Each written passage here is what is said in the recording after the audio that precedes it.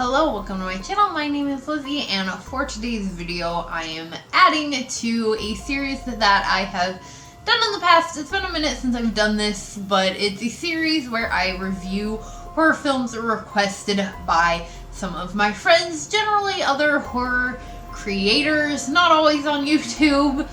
Today's is, and this is a fun series that I started doing a while ago, so I'll leave a link to the playlist for that if you haven't checked out any of those other ones. I just felt like it was a fun way to kind of review horror films that my friends like and get new ideas, as well as being able to shout out those people. And these are people that I have reached out to personally myself. Now, if you would like to make your own requests, you can do so by joining my Patreon, which there is a link in the description to, along with all of my other social media. And this one is requested by Johnny, aka TheHorrorHack. Highly suggest checking out his channel. There will be a link in the description to check out his channel as well. And for this video, he requested that I review the Texas Chainsaw Massacre 2. This film just dropped on Shudder, which is super exciting, and I have actually never seen this one. I thought about checking it out, and then he requested it, so I'm really happy that he did. If you've been on this channel for a while, you know that I have a relationship with the Texas Chainsaw. I was never a big fan of it, but I did rewatch the original one for 101 Days of Horror. If you haven't seen all of those, make sure to check those out as well. And I actually ended up finding a new appreciation for that film. So I've heard mixed things about this one. I've heard that a lot of people really love this one. It's on Shudder under horror comedy, so that's kind of interesting. I know that it's supposed to be him kind of seeking revenge, I guess. So it'll be really interesting. I don't know too much going into it, to be honest, but I'm excited to watch it. So I'm doing this in a come with me style, and I'm about to sit down and watch it, and I'll be back with my thoughts. 18 years ago, audiences across America were horrified by the savagery of a faceless killer. In the wake of this bizarre rampage, he vanished. Now, after more than a decade of silence, he has come out of hiding.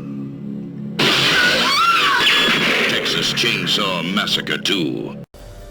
Okay, so just finished with watching, and I had to move into filming room because it got dark out, so I was using the sunlight for that first half, but now I'm going to use my actual lights for the second half. So, interesting film, to say the least. I will start out by saying that this one is definitely more comedic than the first one. I can understand why it's labeled under a horror comedy, and why I see a lot of people refer to it as such, or include it on their horror comedy lists, and just talk about it being very different than the first one. It most definitely is very different than the first one, so if you are like me, and you haven't seen Texas Chainsaw Massacre 2, or you don't know anything about it, first off, forewarning for a spoiler alert, because I'm going to talk about spoilers in this a little bit, but I mean, it's kind of hard, I feel like, to spoil these movies. We know what they're about.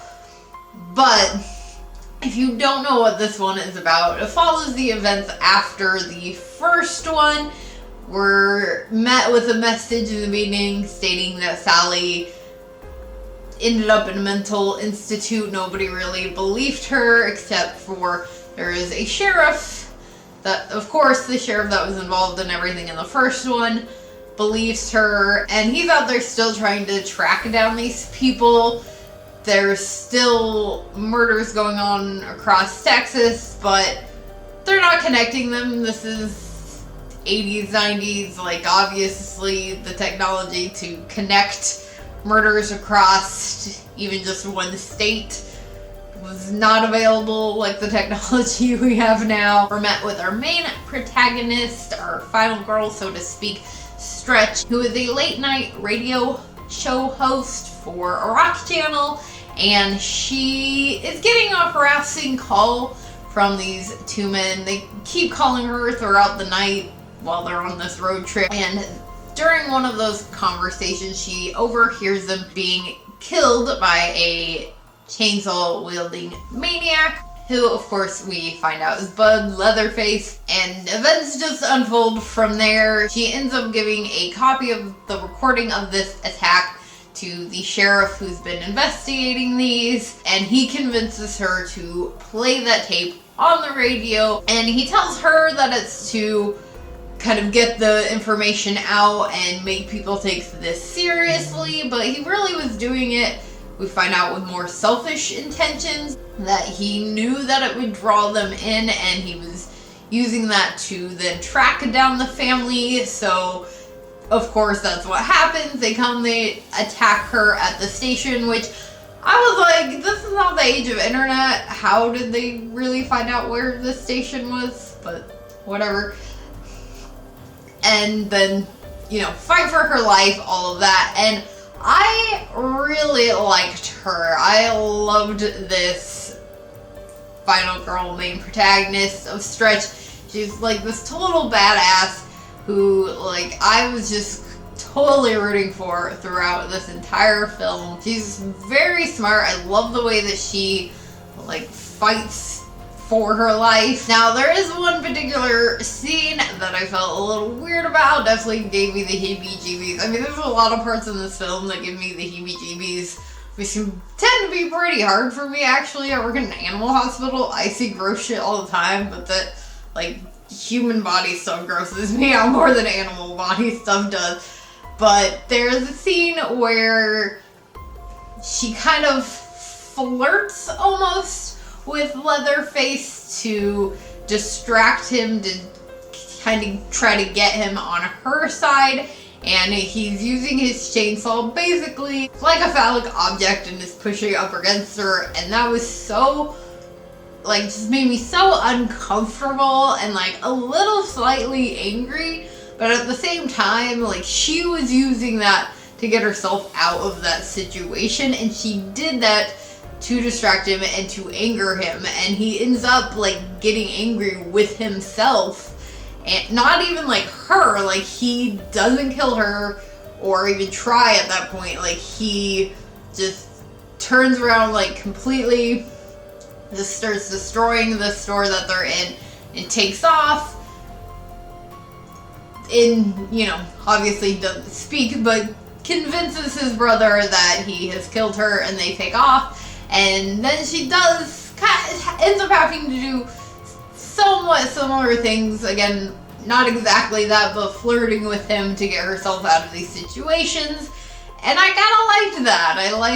I felt like it was smart, and it's realistic, to be honest. Like, not the whole, like, cannibalistic serial killer family part, but having to use your womanly ways to get you out of a situation like that. It was smart. Like, it happens. Like, and I definitely liked that for her, and I really liked her. So I was definitely rooting for her. Now, my general feelings about the film, I didn't love it. I thought it was an okay film overall. Definitely, again, more comedic than the first one, but I don't hardcore love the first one either. I think when it comes to the first one, I've said before, I understand the hype around it, and I understand that it is a very important film to the horror community, and it has influenced a lot, and it's obviously, and I mean, it's slightly based off of a multitude of real-life serial killers, which I always think is interesting. And I guess I feel the same way about this one. I understand why people love this one, and I think it's a great sequel. I like the fact that it doesn't have the exact same vibe as the first one. I like the fact that it kind of goes in it, that it went in a bit of a different direction. It's not quite as dark, but it definitely is still creepy, and definitely has its really dark moments. So let me know what your guys' thoughts are on this film. Again, thank you, Johnny, for this suggestion. I liked it more than I thought I would. So I hope that you guys did enjoy this. If you did, please do give it a big old thumbs up. Make sure you hit that subscribe button for more horror-related content. And before I go, a quick shout out to my Patreons. Thank you guys so much for helping to contribute to the channel. If you want to know the perks to being a Patreon, links are in the description, along with all of my social media. And I'll see you guys again later with another video. Bye!